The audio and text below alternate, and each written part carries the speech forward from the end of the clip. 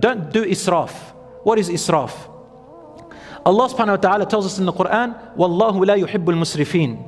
Allah does not like those who do israf. And in another verse Allah says, إن المبذرين ولا تبذر تبذيرا إن المبذرين كانوا إخوان الشياطين.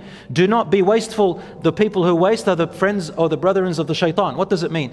Israf and tabdhir both mean waste. But tabdhir is to spend your time, your wealth and your energy on things that are haram, that are forbidden. Israf means you spend it on things that are permissible, but things you cannot afford. You cannot afford them. Meaning, what does afford mean? Let me explain to you. If you're married, for example, your wife has a right upon you financially as a husband. If you have children, your children have a right upon you financially. If you are a mother, you have time that you need to put aside for your children as well, and same as your husband for your husband. If you have parents, you have little time to give to them as well. You have your health and your body. You have time for your health and your body. You need a car. You need to get to work. You need to do other things, food and so on and so forth.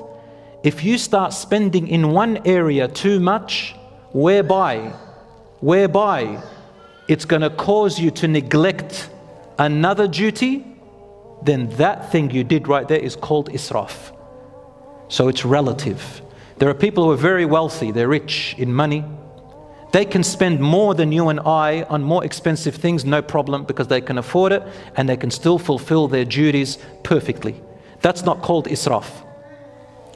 But people who cannot afford everything, you have to manage your wealth and manage your time and your resources. Allah says He does not like those who do things they cannot afford, because you are wasting resources, time and wealth, and you are putting yourself in a big problem.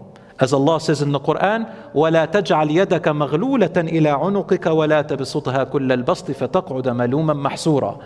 Do not be too stingy, putting your hands close to you. No, I'm not going to spend.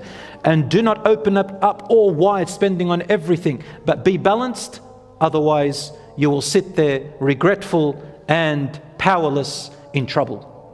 So Islam is about managing your time and making your time meaningful and purposeful.